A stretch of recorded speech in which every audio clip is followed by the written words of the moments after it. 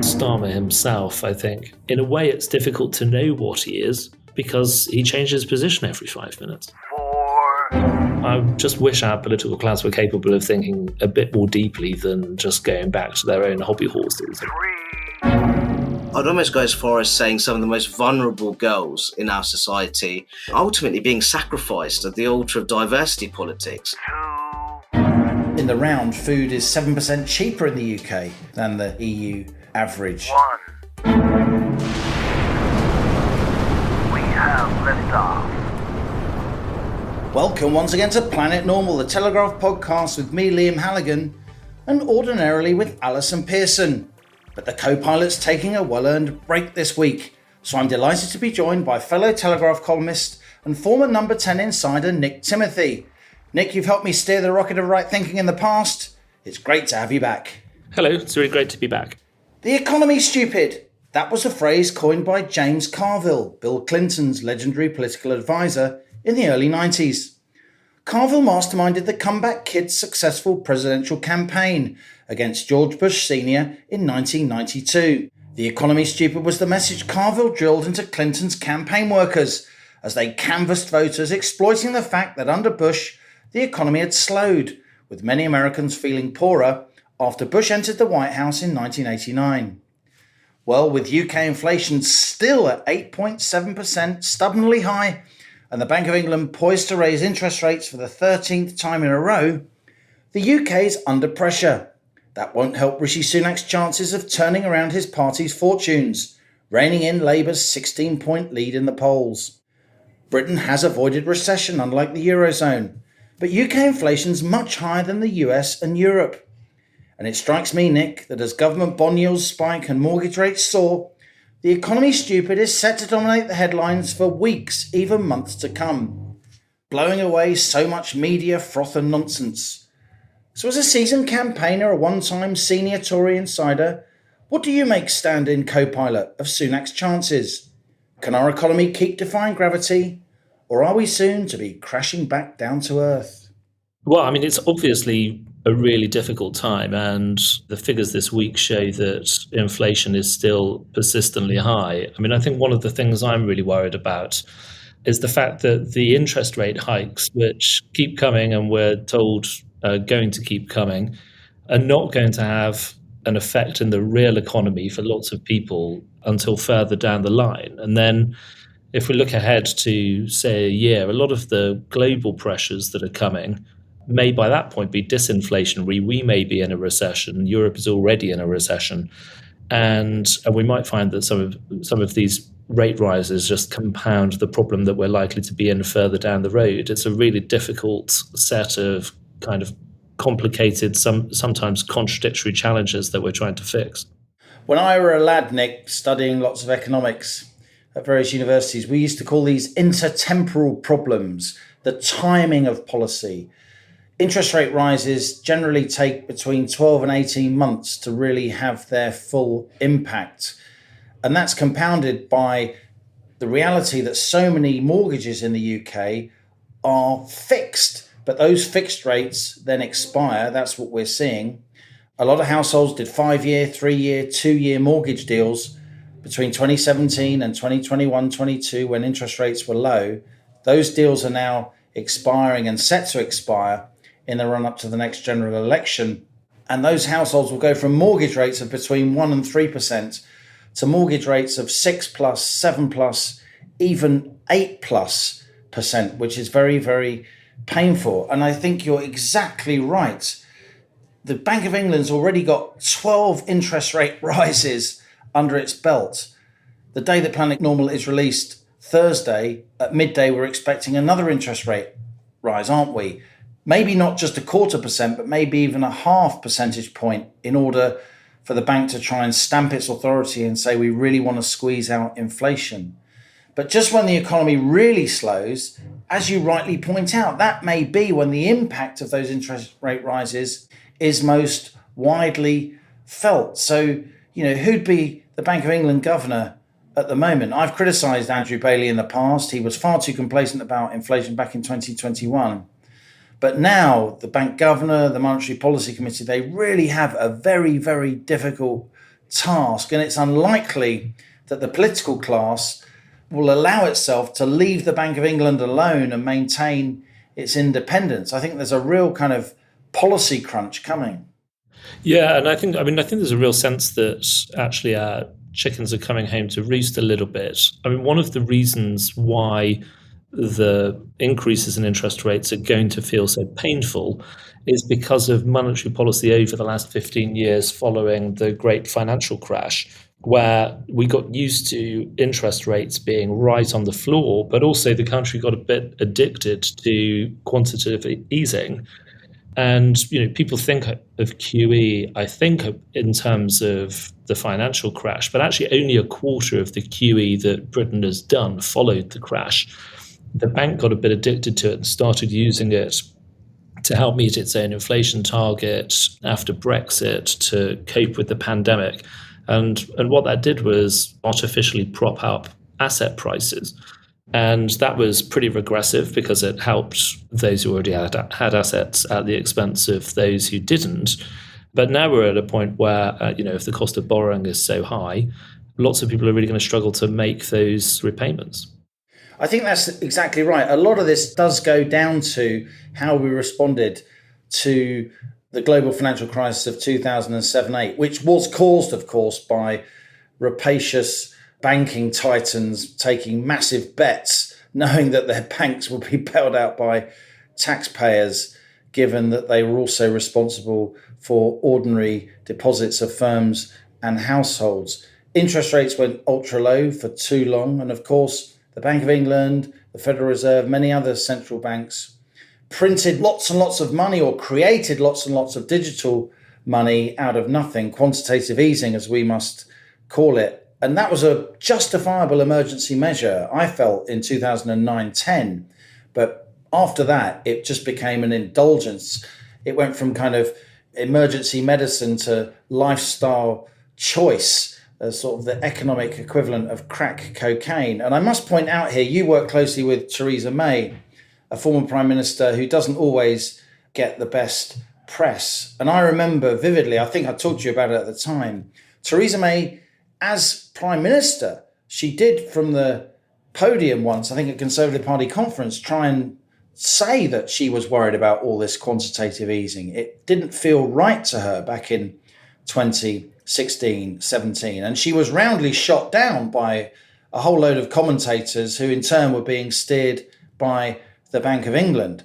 So I'm not surprised that you bring up quantitative easing, Nick. I do think it's something that is now coming home to roost. And the fact that we have had interest rates so low for so long, with lots of central bank money printing too, means that government bond markets, they're now likely to kind of spring back to reality, and what we call yields, the demands that investors make on governments to lend them money. There's a lot of sort of upward momentum in those yields, and those higher yields do have knock-on effects on mortgage markets. And just to add to the economic brew, if you like, almost unnoticed today, Wednesday, as we're recording Planet Normal, government borrowing figures show that for the first time since 1961, the main headline rate of government borrowing in the UK, of government national debt, has gone above 100% of GDP. It's now 100.1%. The first time that's happened since 1961. And of course, in 1961, the massive debts after the Second World War were on their way down and they hit 100%. They're now, of course, on the way up. And that adds pressure too, doesn't it, to the government's ability to finance its debt going forward. Yeah, exactly. I mean, it's hugely worrying. I mean, I think one of the things that is less discussed about the effects of monetary policy and QE over the last 15 years is actually not just the kind of regressive nature of it and the problems we've just discussed, but what it's done in terms of the incentives for banks to lend to businesses in the real economy, incentives for the financialization of businesses through things like leveraged buyouts and share buybacks and things like that, all of which I think has contributed to the low growth that we've had over this period. And obviously when we're talking about things like government debt government borrowing. Part of the story with that is making sure that the things that the government spends money on, public services and so on, are as efficient as they should be. Part of it's about reducing the demand for government, fixing social problems and that kind of thing. And part of it, as the coalition showed between 2010 and 15, is about actually just reducing government spending. But actually, the factor that I think has been neglected has been the need for really solid growth over time, because that's, in the end, the sustainable way in which everybody gets more prosperous, but also the amount the state takes in taxes becomes more sustainable because you're doing it through a growing economy and a more prosperous society rather than just taxing more heavily the same sized cake that isn't growing. Which, of course, takes us back to the whole debate about Liz Truss and Kwasi Kwarteng. Were they right in terms of the essence of their policies, the direction of their travel, even if they over-egged the pace at which they were trying to get things done? I think you're exactly right to have taken us back to the aftermath of the global financial crisis, but I think lockdown is also looming large in our current economic predicament, because during lockdown, we did print an awful lot of money. We actually did more QE during lockdown than we did during the previous 10 years, 450 billion quid's worth of the stuff compared to 425 billion from 2009 to 2020. And also during lockdown, the state sort of lurched forward into our national consciousness, going from about 38% of GDP normally, government spending, it rocketed to the low 50s in terms of percentage points. And since then, it hasn't returned to where it was before. It's still around 45% of GDP this year, next year, and for the foreseeable future, even though we haven't kind of got the tax apparatus and the sort of psychological ability to tax ourselves at that level, which is why government borrowing is spiraling. So COVID lockdown did represent a massive land grab by the states. And I'm surprised that so many Conservatives now, they do seem to think that extra government spending is the answer to all their problems. And I wonder if this spike in government bond yields, if this spike in borrowing costs, which seems now not to be temporary, as it was in the aftermath of the Truss-Kwarteng budget, we are now structurally at a higher government bond yield than we were at the height of the panic of last September's mini budget. The 2-year yield now consistently above 5%. I wonder if that will change the thinking on the Conservative backbenchers, if your party have got the guts to actually rediscover their small state roots, even if they have to have the discipline imposed on them to do so by the markets. Yeah, I think a lot of Conservatives are actually a little exhausted after the years of coalitions. It's difficult to cut, and it's difficult to hold the line and say no. And then I think there's been this ideological tendency that was summed up by the Liz Truss Kwasi Kwarteng period, which said actually we don't necessarily need to do the hard yards of fiscal conservatism. We don't really need to worry too much about the deficit because we can go for growth by cutting taxes. And the problem with that was it lost the confidence of the gilt markets. And you can say, well, government policy shouldn't be dictated by the gilt markets, but you can only say that if you don't have the stock of debt and the kind of deficit that a country like Britain has.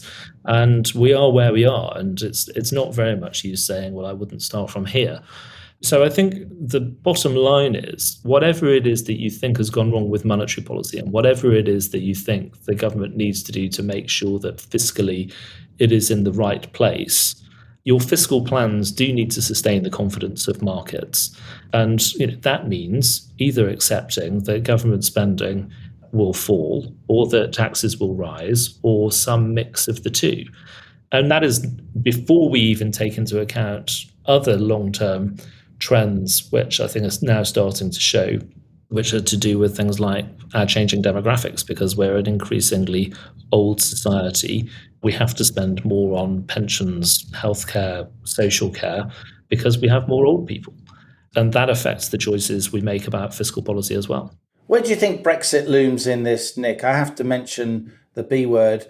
Let's ignore the other B word, Boris, because I think so many of our listeners are sick of hearing about the former Prime Minister, and there are clearly lots and lots of serious things to discuss. It seems to me that food price inflation, high in the UK, it's still up at 18.3% in May, only down slightly from 19.1%. But it's not that much higher than elsewhere in the EU. Oxford Economics actually say in the round, food is 7% cheaper in the UK than the EU average. And of course, many EU countries, they subsidise their energy bills to a greater extent than we do, or the French have nuclear, so their energy crunch has been less than us. So that's less to do with Brexit. So do you think, Nick, that the fact we're outside the European Union has aggravated inflation? Because there are an awful lot of Remainers or Ramonas who are trying to make that argument.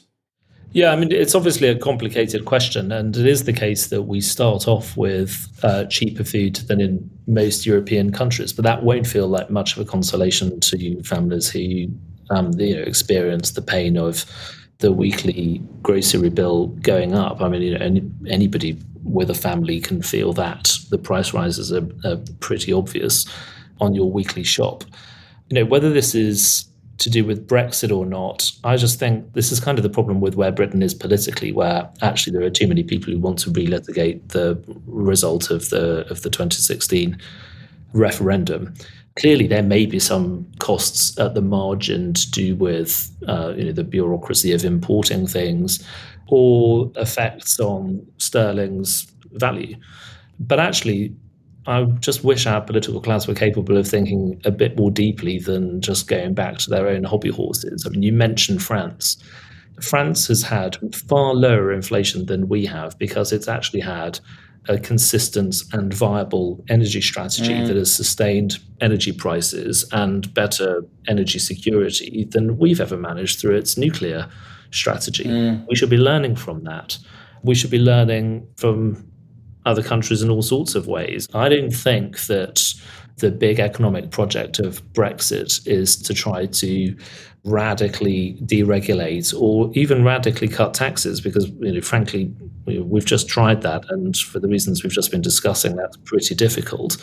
There are regulations to change, and one of our big opportunities is to have better regulatory frameworks for areas of potential growth like life sciences and tech and so on.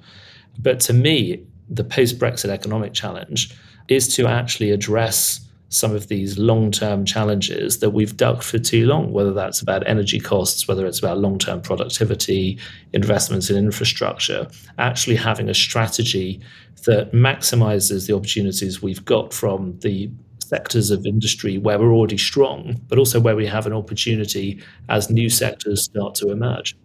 There's so much we could talk about, Nick. We could talk about what's happening in Russia, Ukraine. We could talk about kids who are identifying as cats and number 10 wading into that row. But I'm going to save that for when we read out some listener emails, because I did want to ask you about the COVID lockdown inquiry. I know you thought deeply about lockdown, and we've talked about it when you've previously helped us to present Planet Normal. But I thought Professor Dame Sally Davis's evidence earlier this week really was astonishing. She is, of course, the former chief medical officer. She acknowledged that lockdown damaged a generation of children. It's clear no one really thought through lockdown, she says. The damage I now see to children and students from COVID and the educational impact tells me that education has a terrific amount of work to do. It's awful as head of a college in Cambridge to watch young people struggle. Tear-strewn evidence, Nick. I thought it was pretty telling that somebody of her seniority, her revered place in the establishment, was starting to acknowledge the lack of cost-benefit analysis of lockdown and the fact that in many cases, in many senses, it was a pretty mindless policy. Well, it was done on the hoof. And I thought that the evidence that David Cameron gave was also very interesting and should be read alongside Dame Sally's, because what David said was true, I think. The international risk registers that were published by different bodies before the pandemic showed that Britain and America were the two best countries in terms of their preparedness for a pandemic.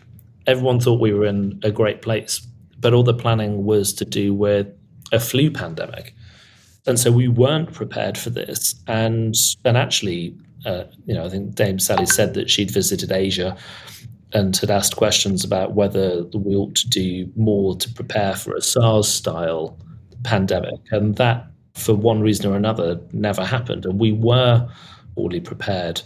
And I think people understand that the government was having to deal with something that was complex and unprecedented. And it was, certainly early on, it took a while to understand exactly what the virus was. But it is the case that the lockdown came with consequences. Now, I did not oppose lockdown, and I think it's important that we recognise that it is a matter of live debate, even now, about whether lockdown was a good idea and what the consequences were. There were certainly things that even I, as somebody who supported the government and what it did, had serious reservations about. For example, closing down schools when we knew that children were not so affected by the virus.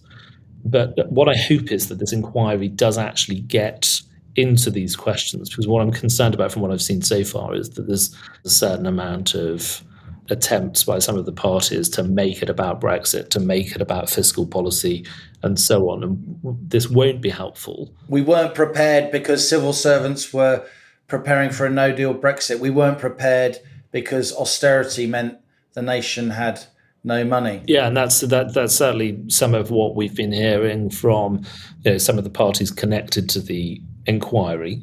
I don't think that's helpful. What's helpful with this inquiry is working out how Britain can be better prepared for the next one, and what policies that we tried at different points were effective and were not effective, or which policies came with trade-offs that actually, looking back, we think meant that actually the cost was too disproportionate. I think that's well put, Nick. It's so galling that the usual suspects want to make even this inquiry into COVID lockdown, one of the most far-reaching and profound policy moves of our lifetimes. They want to make it about other ideological issues. But Dame Sally is the first really senior former government official to criticise lockdown, amidst allegations, of course, that the inquiry is limiting outside voices. So I do think her testimony is noteworthy and indeed admirable in that sense. But I wanted to ask you, you've been in the room at the highest level of British government and governance, Nick, over many years in various guises. Why is it that Sweden can do a lockdown inquiry in a few months? Why is it that Italy, even our Italian friends, have completed their lockdown inquiry? Why is it that, the Chilcot inquiry into the Iraq war took 7 years, the Bloody Sunday inquiry took 12 years, and this inquiry we're being told it's going to take at least 3 years? Why do we do this to ourselves in Britain? Why can't we just get on with it and have a focused inquiry that addresses, as you say, the most important question? If and when this comes along again, what do we do? Yeah, I think it's a fair question. It's utterly ridiculous that we're going to spend years trying to learn the lessons of something when actually the risk is always with us, and we should be trying to do this quickly, and we should be trying to do it in a way that actually focuses on the real questions and not the kind of ideology that you just mentioned. I think in part it's down to the legislation that underpins inquiries. The Blair government passed an act which sets out how inquiries should work. It seems to me that they are too lawyerly, they are too processy, and I think we can already see signs of this. They're probably too political. This really should be almost a technocratic exercise to try to work out actually, what worked, what other countries did, how did they differ, what were the success rates, what were the trade-offs, what were the consequences. And we need to do that pretty quickly. And it could be broken down so that different bits were done concurrently. And I don't think it's a sensible way of doing things. Well, I must say, we do need to have this debate.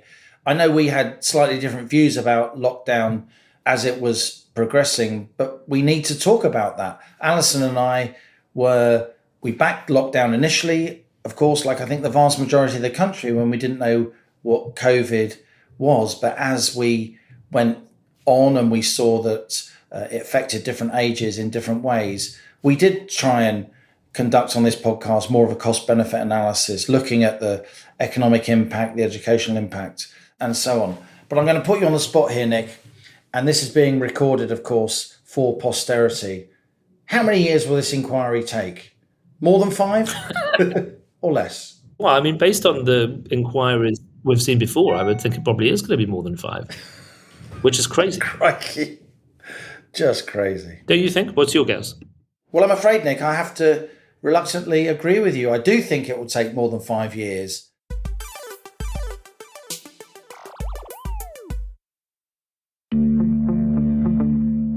In March, the Daily Telegraph broke a story. The former Health Secretary, Matt Hancock, has described the leaking of thousands of his WhatsApp messages. The Daily Telegraph says it's obtained thousands of WhatsApp messages. On 100,000 leaked WhatsApp messages revealed. Some poor so-and-sos had to go through those. And now, those same poor so-and-sos are going deeper. The stunning incompetence of the British state was absolutely extraordinary. The COVID inquiry may be underway. They definitely knew what they were doing when they took them out of the hospitals into the care homes. But you shouldn't have to wait years for answers. You've got lockdown. There is no way that isn't going to have a massive impact. If I'd sit on that material to protect politicians' dark secrets, I don't think that would have been an honourable thing to do. The Lockdown Files podcast from The Telegraph. Follow now, wherever you're listening to this, to make sure you don't miss an episode.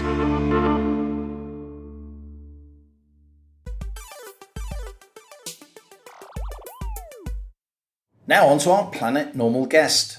Dr. Rakib Ehsan is a research analyst and writer specialising in matters of social cohesion, race relations and public security. He's the author of the book Beyond Grievance, What the Left Gets Wrong About Ethnic Minorities, which was published last week. Rakib hails from a proud Bangladeshi family and grew up in Luton. He did well at school, eventually obtaining a PhD in political science, investigating the impact of social integration on the public attitudes of British non-white ethnic minorities. A former trade unionist, Rakib is politically heterodox, gaining ideas from across the spectrum. Appearing regularly on a broad range of broadcast outlets and writing for numerous titles, he's established himself as an authority on matters of racial identity and social integration, his views often sought by parliamentarians and policymakers alike. Welcoming Rakib back to Planet Normal, he first boarded the rocket in November 2021, I started by asking him what he thinks of the view promoted by some politicians and many broadcasters and other media outlets that Britain is a racist, unwelcoming country. Well, I find that narrative to be very depressing and overly doom and gloom, in my view, Liam. Now, I wouldn't be in the business of looking at the country through rose-tinted spectacles, but I do firmly believe that Britain is one of the most successful examples of a multi-ethnic democracy in the modern world. Now, of course, there are improvements to be made, which I'm hoping that we will tackle over the course of this conversation. But if you take, for example, the provision of anti-discrimination protections on the grounds of race, ethnicity and religion, Britain outperforms a number of countries in the Western world, including major EU member states such as France and Germany. If you look across the pond at the United States, a relatively youthful country which is very much struggling to get to grips with the legacy of slavery and segregation, bitterly divided along racial lines. So I'd say that on the whole, Britain fares very well when it comes to providing those opportunities, protections and freedoms for ethnic minority citizens to thrive and prosper.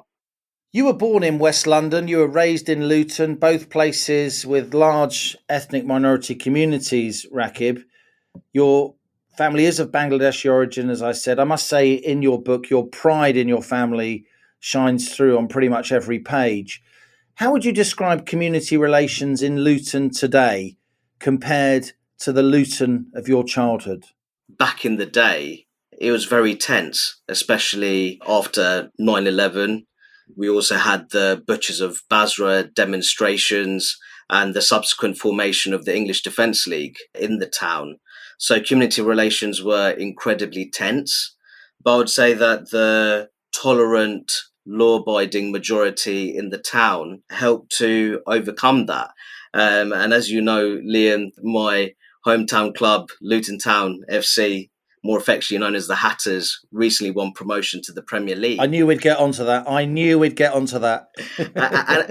and I think those kind of local civic assets, they help to bring different communities together. If there's one thing that can bring young, disaffected lads from different communities together, and more broadly sport. So I think that my brand of politics is very communitarian in nature. And I really value those local civic assets, local community assets, which can really help to cultivate social solidarity in a diverse town such as mine. The most important thing surely is schooling, isn't it? I grew up in Brent in the 70s. At that point, Brent was the most ethnically diverse borough in the UK. I went to school with kids of Bangladeshi, Indian, Caribbean, Cypriot, Jewish, Afghan origin, and many, many others. They remain some of my dearest friends to this day. What was your schooling like in Luton? I'd say it's very similar in that sense, Liam. I'd say it was a hyper-diverse environment. I have friends in the town, white Brits, people of Pakistani, Indian, Bangladeshi, Black Caribbean, Black African heritage, also a good number of mixed race friends. And I think it's worth mentioning that, considering that mixed race people represent the fastest growing ethnic category in the country, according to the latest census figures. And once again, I'd say that schooling overall was a very positive experience. I enjoyed playing for the sports teams. And I think not just within my own school, but those school fixtures with other institutions. I remember I had a cricket match for school where we had a cup game against predominantly white British private school. That was a fantastic opportunity to build those bonds of social trust and mutual respect with peers with a very different background. So once again, it shows how sport can cultivate and stimulate that collective solidarity in multi-ethnic Britain. At the heart of your book, Beyond Grievance, is that tension, growing tensions you call them, between the liberal cosmopolitanism, which defines much of the British left, on the one hand, and the patriotic faith-based conservatism that runs deep in many of Britain's ethnic minority communities.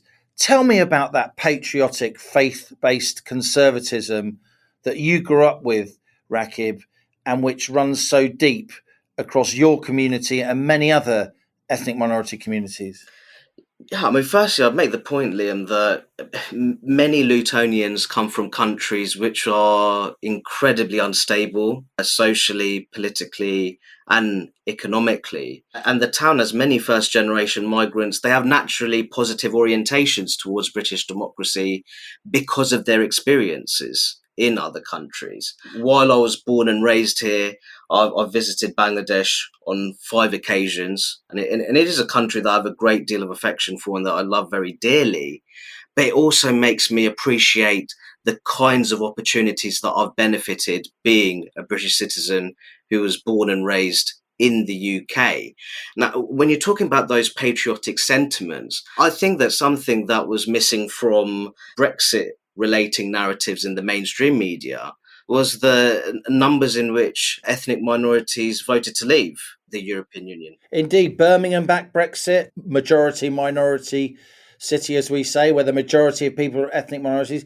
The Brexit vote was strong in Luton, similarly a majority minority city. Leicester, Peterborough, Bradford. I mean, many, many ethnic minority communities did back Brexit, even though the left or parts of the left were trying to tell us that Brexit voters were all racist.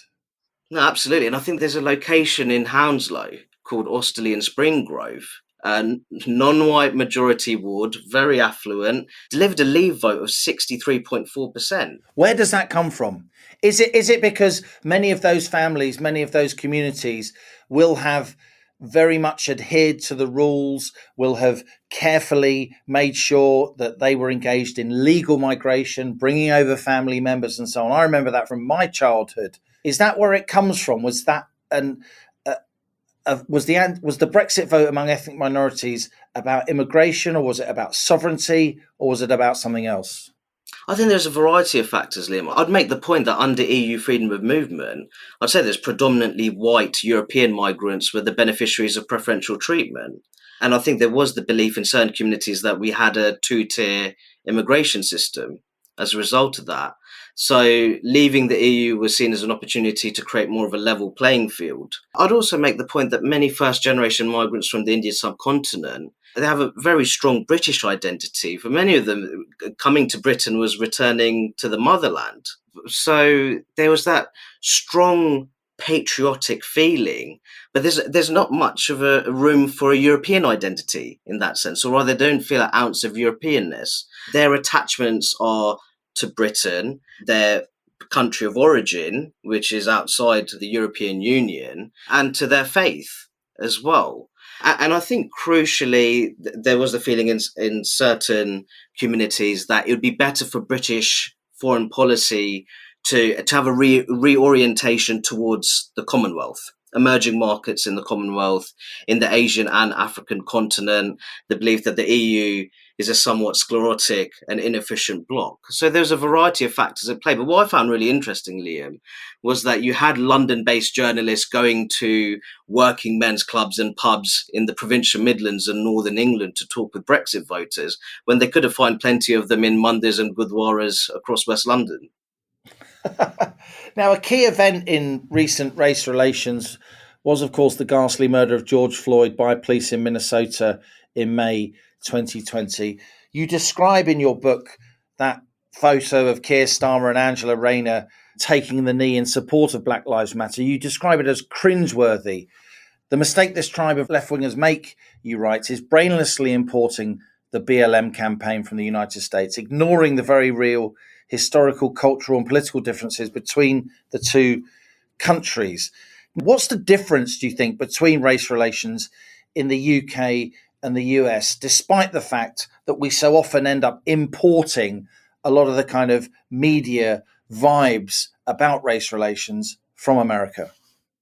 I think that many of the subcontinental origin communities in the US, they're very much sandwiched in between various groups when it comes to the divisive nature of the race relations debate there. I'd also make the point that Indian origin citizens in the US, similar to Indian origin citizens in the UK, perform very well in an educational and economic sense, defined by high levels of family stability and intergenerational connection as well. If you're looking at it more broadly with the race relations debate, I thought one of the most hilarious moments was when you had British BLM demonstrators chanting at their own police officers, "Don't shoot," which is quite remarkable when the vast majority of our police forces, they serve their duties unarmed, and the industry overwhelmingly supports that model of policing. There's research that I've done in the past which shows that British citizens look at race very differently when it comes to looking at race issues in the United States. Britain is not America. And as I said previously, America, in my view, is a relatively youthful experiment more than anything. And the country is struggling to get to grips with the legacy and indeed the trauma of slavery and segregation. So what I call for in the book is a mature anti-racist politics in the UK, which is British specific and does not draw inspiration from what I'd consider to be the toxic culture wars in the United States. Let's talk about grooming gangs, Rakib, if I may, in Leeds, in Rotherham, in Greater Manchester. Rishi Sunak recently said the safety of women and girls is paramount. For too long, political correctness has stopped us from weeding out vile criminals who prey on children and young women. And on that theme of political correctness, Suella Braverman, Home Secretary, then said we have to be honest about the fact that some of these gangs have been overwhelmingly British Pakistani males. How has it been for you, for your community, to watch the story about these grooming gangs unfold? Do you think your community accepts that political correctness played a role in stopping some of these ghastly criminals, do you think it did play a role in stopping them being brought to justice earlier? I think there's a prevailing view in many parts of the UK that our police forces, but not just police forces, but public institutions more broadly, were paralysed by the forces of racial identity politics, political correctness, and religious sensitivities when it came to numerous cases of grooming gang scandals the country has witnessed. I think that more broadly, we have this toxic mixture of racial identity politics, but also victim blaming tendencies as well. And I think that one of the examples that springs to mind is Operation Augusta, which was primarily investigating suspected cases involving predominantly Pakistani Muslim men and underaged white working class girls. This was prematurely closed by Greater Manchester Police, the support of Manchester City Council. And this was largely because there was a fear within Greater Manchester Police, because it had been previously investigating cases involving Kurdish origin men, and they didn't want to be seen as targeting another minority group. I think for me, ultimately, there's a fundamental dereliction of duty. And I think that a true marker of a civilized society is how we protect our most vulnerable. And I think that when it comes to the grooming gang cases, which we've seen in many parts of the country, I'd almost go as far as saying some of the most vulnerable girls in our society ultimately being sacrificed at the altar of diversity politics.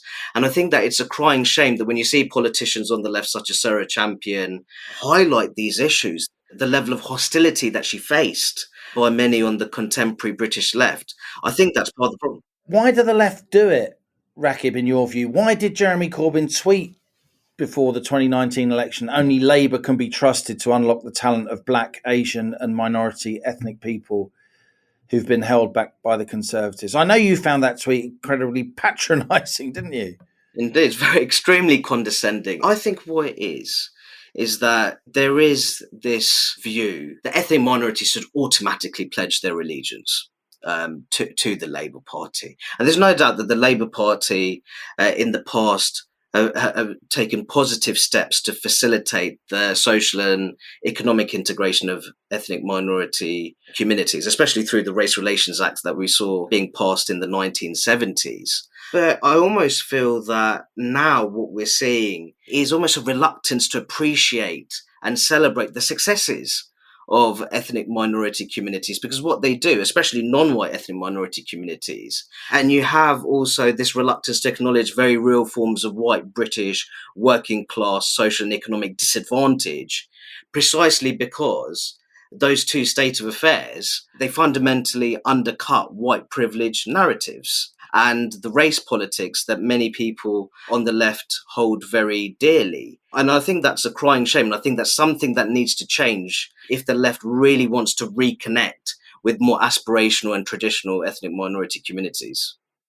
So 3 of the last 4 Home Secretaries, Rakib, have been Brits of Asian origin. The Prime Minister is a Brit of Asian origin, while obviously born in the UK.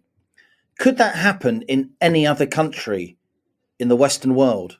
I don't think so, in definitely not in Western Europe. As you know, in France, Liam, they have the principle of laïcité, what I'd consider to be quite an aggressive form of colourblind, which they call colourblind egalitarianism, and this secular universalism. They won't even discuss racial and religious diversity because they see it as a threat to the indivisible republic. But the reality is, I think the French model of rigid assimilationism is not going according to plan, especially when it comes to socially conservative minorities. Then in Germany, you have the Christian Democrats, a party which is bitterly divided on the topic of whether it'd be acceptable to have a non-Christian leader of the party in the future.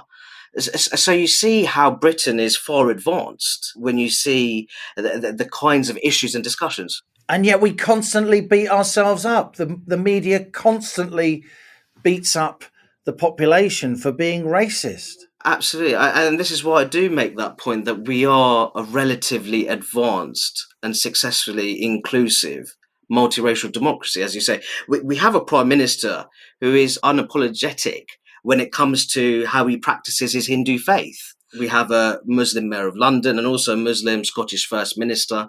As you mentioned, we have a Home Secretary in Suella Braverman who follows Buddhism. So we have a multi-faith democracy that I do think we can take pride in.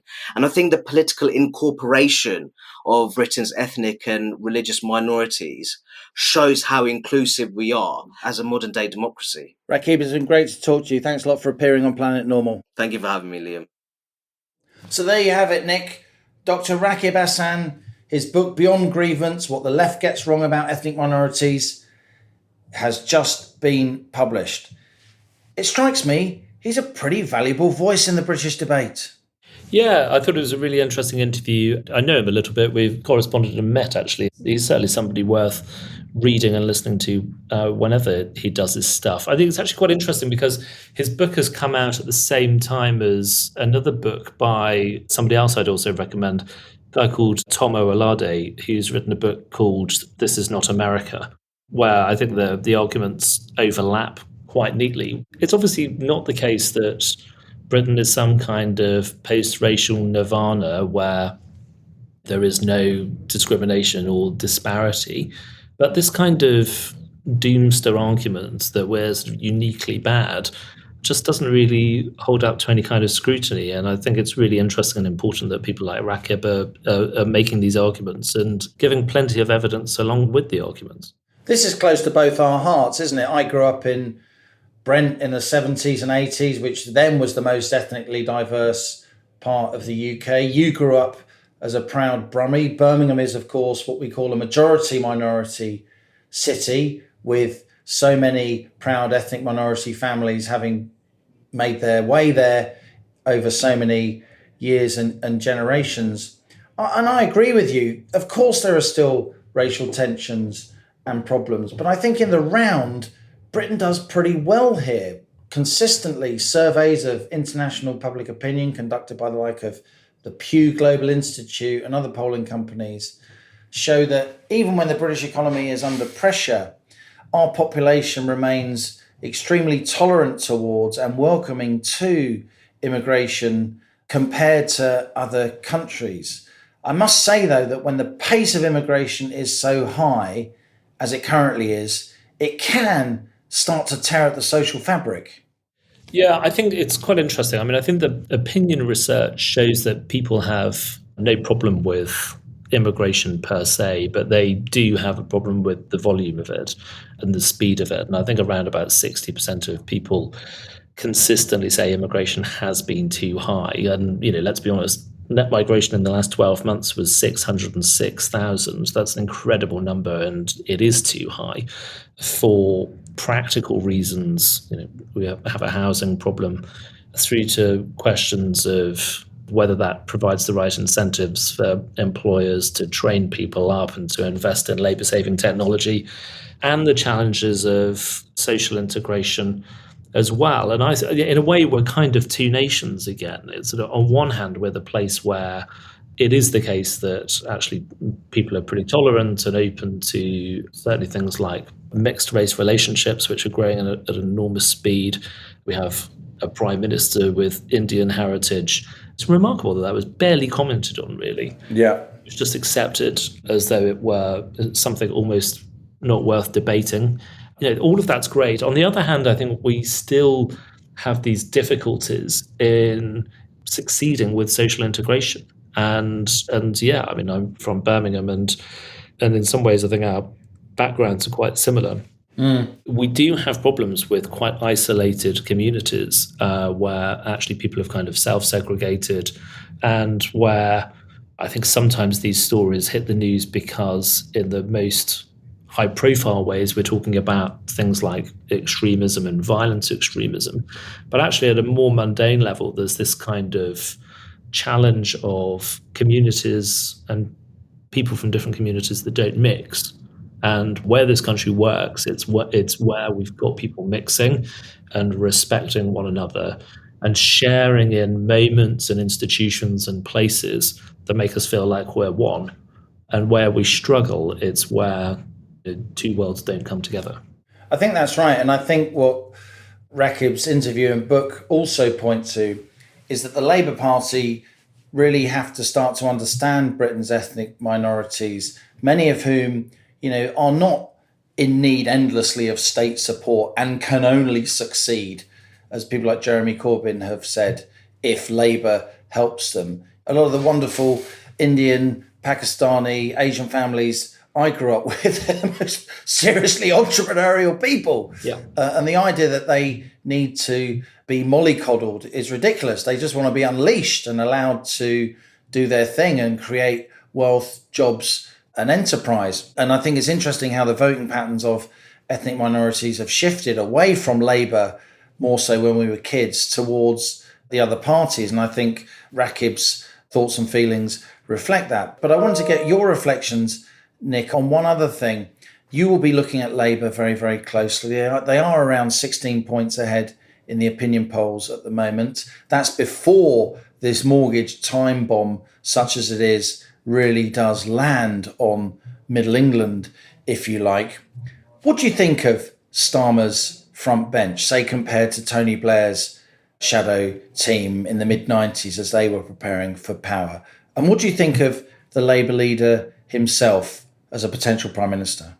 Oh, so much to say.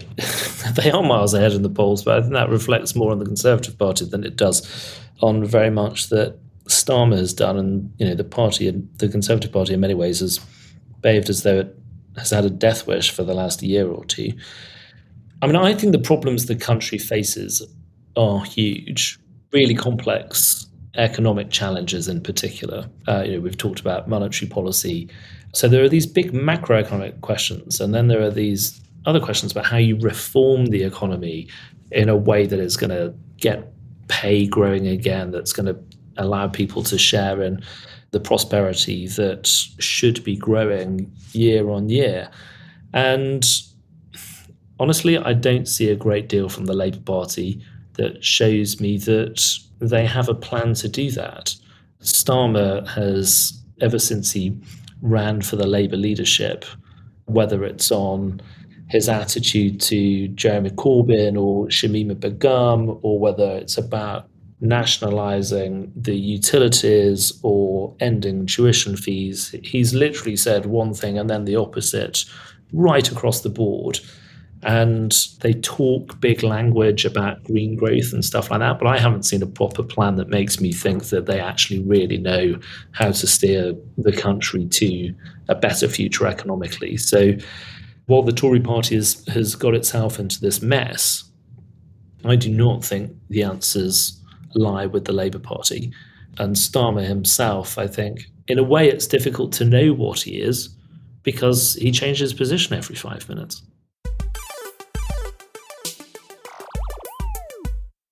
Now on to our listener emails. Your messages sent to planetnormal@telegraph.co.uk. Please keep them coming. This is from Phil. You must have had many emails this week, says Phil, commenting on the secret audio recorded by pupils at Rye College. I've listened to the recording 3 times and I'm getting progressively more angry.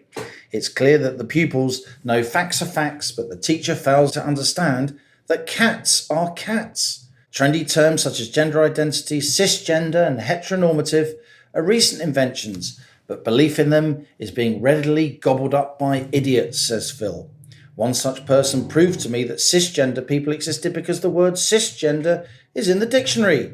I pointed out, so is vampire, elf and Beelzebub, but I've never seen any of them in real life. The Rye College audio shows something else. Today's children aren't stupid. If I was 11 years of age, I'd readily tell the teacher I was a cat or a dinosaur, knowing it would be fun to watch adults get their knickers in a twist, whilst I would be untouchable because nobody would dare attack my, in quotes, identity. And if my kid identified as a cat, said Phil, I'd serve up a saucer of milk and some Whiskas super meat and place a litter tray in their room. The PlayStation would be packed away because you can't use it if you have paws.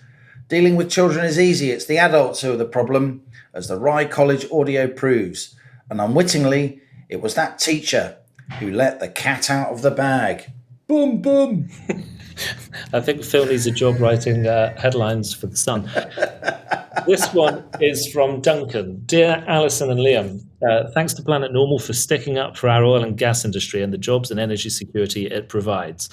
We know that accelerating the decline of North Sea oil and gas production will increase emissions due to imports, threaten jobs and threaten investment in the energy transition. The UK will need oil and gas for many years, and it makes no sense to import while shutting down our own industry. I'm hugely passionate about the energy transition and completed a master's degree in the subject in 2022. The energy transition remains a huge multi-decade process with numerous obstacles to overcome. For me, it's obvious that we need to keep investing in the North Sea for energy security and the economy, while also embracing the energy transition and the opportunities that investment in renewable technologies can bring. The SNP and Labour have both issued policies that would block new investment in North Sea oil and gas. However, the Energy Profits Levy, the EPL, is also really damaging the industry and the energy transition too. The latest announcement from the government about a price floor for the EPL is a disingenuous fudge with a floor that is unlikely to ever kick in. It also creates a completely insane cliff edge. So if oil or gas averages even a cent or penny more than the floor price, it triggers 35% in additional taxes on the entire output. Politicians of all sides don't seem to understand reality and seem hell-bent on damaging our oil industry, weakening the energy transition, and exposing the country to energy insecurity. Well said. And this is Jim. Dear Alison and Liam, love the podcast. The current mortgage crisis got me thinking about how things were in the 70s and 80s. The mortgage providers' criteria were far stricter back then. My wife and I were only allowed to borrow 2.5 times my salary plus 1 times hers. The building societies had a cautious approach to lending, and the last thing they wanted was to have borrowers in trouble if interest rates rose. Secondly, there were far fewer fixed-rate deals back then. And thirdly, when interest rates rose, what happened on numerous occasions in the 70s and 80s, you got a letter from your building society advising you of your new rate and the new monthly repayment required, but it gave you the option to not increase your repayment, but instead extend your loan. The letter advised the new length of your mortgage loan if repayments were not increased. During that period, my wife and I received such a letter. The interest rate was going up to 15%, and in the box for the new mortgage length was printed the word infinity. Our reaction to the rapid rise in mortgage repayments was to tighten our belts, cut out our spending on luxuries, and ride things out until the economy improved and rates dropped. Keep up the good work, Jim. This one is from Victoria. Dear Alison and Liam, although I believe Boris Johnson was the author of his own downfall, and I for one will never forgive him for squandering an 80-seat majority and the historic opportunity it presented this country, the sight of all those self-entitled MPs queuing up to kick a man when he's down was one of the most unedifying spectacles in Parliament. Those same people who voted for longer and stricter lockdowns found the time to wallow in sanctimony while this country sinks below the waterline. I will never vote for such a bunch of charlatans. What a disgrace they are and unworthy of the voters of this country who mistakenly place their trust in them. Yours sincerely, Victoria. And so that's it from Planet Normal for another week as we leave our sanctuary of sweet reason, our flying refuge of reasoned views. Email of the week, Nick as our guest. It's your call. I just thought the line about facts are facts and cats are cats was just so brilliant, so I give it to Phil. Phil, not only have you got a putative job as a Sun headline writer, other papers are available, you've also won a Planet Normal mug, so send us an email, planetnormal@telegraph.co.uk, put in the subject heading mug winner and give us your postal address, and a rare as rocking horse poo Planet Normal mug will wing its way towards you. If you enjoy Planet Normal, please do leave a rating and review on Apple Podcasts or Spotify. It really helps others to find the podcast so the Planet Normal family can grow. And as we speed away from our beloved Planet Normal and the madness of planet Earth, comes back into view, thanks as ever to our producers Isabel Bouchard, Elliot Lampitt, Cass Ho, Louisa Wells, and of course, our fabulous co-host this week, Nick Timothy. Stay safe and in touch with us and with each other. Until next week, it's goodbye from me. And it's goodbye from him.